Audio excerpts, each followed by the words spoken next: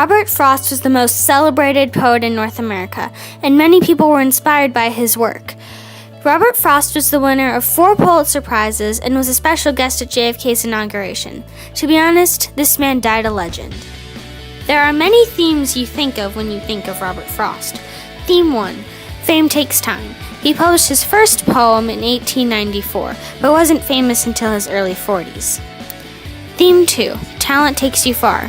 Because he worked tirelessly on his poems, he got recognized for it. Robert Frost was a main part of the 20s because of his inspiring lectures at Breadloaf School, which he did for 42 summers, and in 1923 when he won his first Pulitzer Prize. In the late 50s, Hemingway, Frost, and T.S. Eliot released their old acquaintance, Ezra Pound, out of a federal mental hospital. Pound was there because he was wrongfully convicted for treason. In 1962, Frost went to the Soviet Union, and back then, it was a very suspicious thing to do, and you could lose your reputation over it. Robert Frost was born in 1874, so he was already in his 40s by the time the 20s came around. The older generation back then thought the younger one was too rambunctious.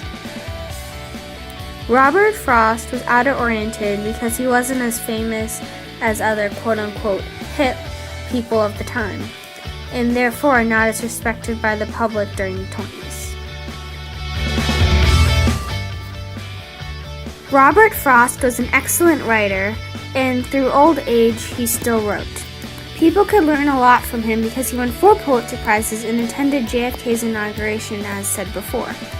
If you work hard enough, you'll go somewhere in life and become a legend. I would want to be associated with Robert Frost because I would want to know what inspired him to write Nothing Gold Can Stay and Fire and Ice. Those are my favorite poems of his.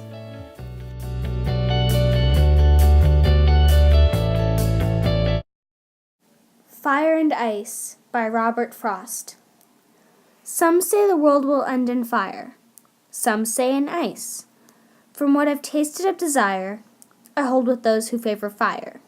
But if I had to perish twice, I think I know enough of hate to say that for destruction, ice is also great and would suffice.